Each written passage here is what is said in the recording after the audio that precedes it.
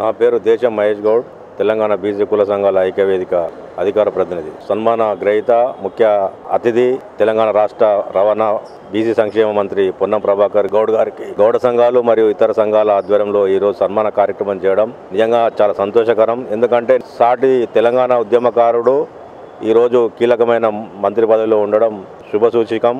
ఎందుకంటే ఆయన ప్రాణాలకు తెగించి పార్లమెంట్లో బిల్లు పెట్టే రోజు తెగించి పోరాడి బిల్లు పాస్ కావడానికి సహకరించిండు. అదేవిధంగా ప్రతిపక్ష నాయకురాలు సుష్మా స్వరాజ్ గారి కాళ్ళ మీద ప్రాధేయపడి బిల్లు రాసుకోవడానికి సహకరించాలని కోరాడు.